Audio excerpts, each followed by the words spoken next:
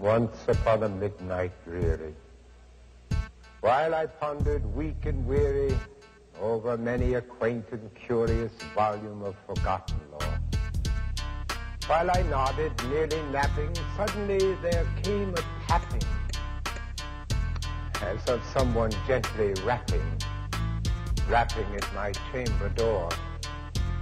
"'Tis some visitor," I muttered, tapping at my chamber door, "only this and nothing more."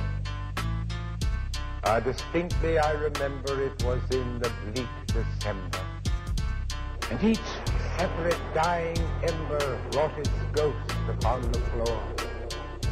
Eagerly I wished the morrow, vainly I had sought to borrow from my book surcease of sorrow, sorrow for the lost Lenore, for the rare and radiant maiden whom the angels call Lenore, nameless here forevermore.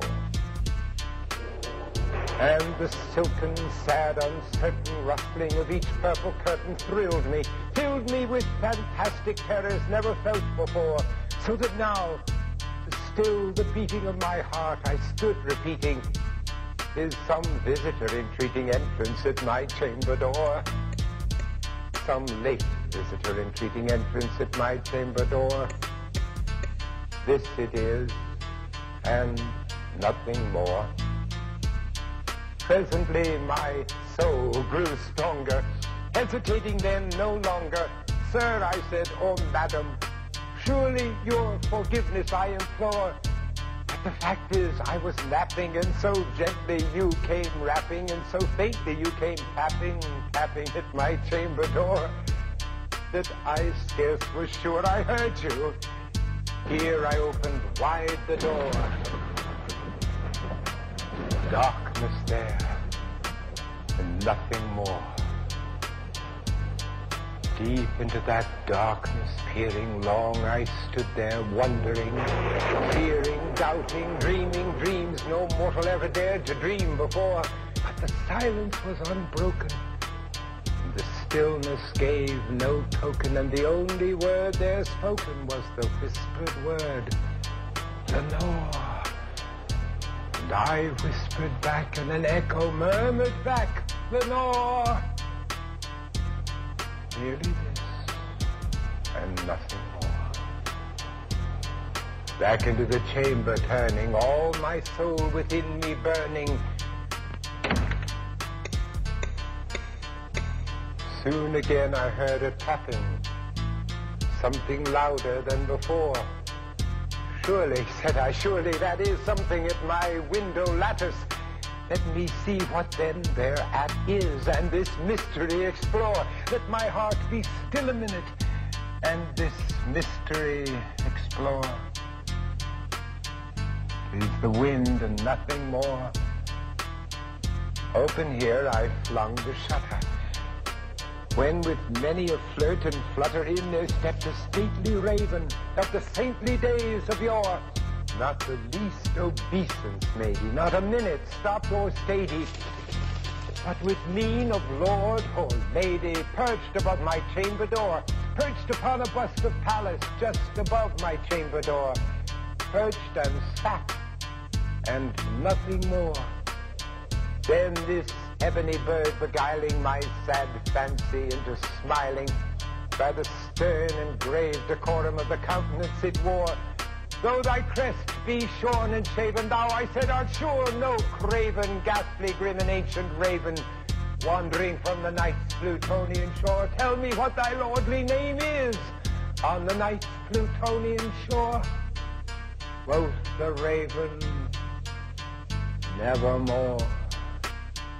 Much I marveled this ungainly fowl to hear discourse so plainly, though its answer little meaning, little relevancy bore.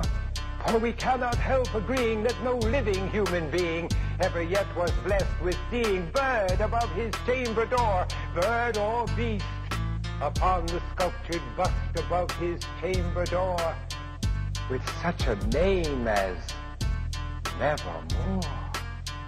But the raven, sitting lonely on his placid bust, spoke only that one word, as if his soul in that one word he did outpour. Nothing farther than he uttered, not a feather than he fluttered, till I scarcely more than muttered, other friends have flown before. On the morrow he will leave me as my hopes have flown before. Quoth the raven, nevermore. Startled by the stillness broken by reply so aptly spoken, doubtless, said I, what it utters is its only stock and store, caught from some unhappy master, whom unmerciful disaster followed fast and followed faster, till his songs one burden bore, till the dirges of his hopes that melancholy burden bore of never, nevermore. But the raven, still beguiling all my sad soul into smiling, straight I wheeled a cushioned seat in front of bird and bust and door, and upon the velvet sinking I betook myself to linking fancy unto fancy, thinking what this ominous bird of yore, what this grim, ungainly, ghastly, gaunt, and ominous bird of yore meant in croaking, nevermore. Thus I sat engaged in guessing, but no syllable expressing to the fowl, whose fiery eyes now burned into my bosom's core. This and more I sat divining, with my head at ease, reclining on the cushion's velvet lining that the lamplight gloated o'er, but whose velvet violet lining with the lamplight gloating o'er she shall press, nevermore. Then methought the air grew denser, perfumed from an unseen censer, swung by seraphim whose footfalls tinkled on the tufted floor. Wretch, I cried, thy God hath lent thee, by these angels he has sent thee respite, respite and nepenthe, from the memories of Lenore. Quaff, oh quaff this kind nepenthe, and forget this lost Lenore. Quoth the raven, nevermore. Prophet, said I, thing of evil, prophet still, if bird or devil, whether tempter sent or whether tempest tossed thee here ashore, desolate yet all undaunted, on this desert land enchanted, on this home by horror haunted, tell me, I implore, is there balm in Gilead? Tell me, I implore. Quoth the raven, nevermore. Prophet, said I, thing of evil, prophet still, if bird or devil, by that heaven that bends above us, by that God we both adore, tell this soul with sorrow laden, if within the distant Aden it shall clasp a sainted maiden, whom the angels name Lenore, clasp a rare and radiant maiden, whom the angels name Lenore. Quoth the raven, nevermore. Be that word or sign of parting, bird or fiend, I shrieked upstarting, get thee back into the tempest and the night's Plutonian shore. Leave no black plume as a token of that lie thy soul has spoken. Leave my loneliness unbroken, quit the bust above my door. Take thy beak from out my heart, and take thy form from off my door. Quoth the raven, nevermore.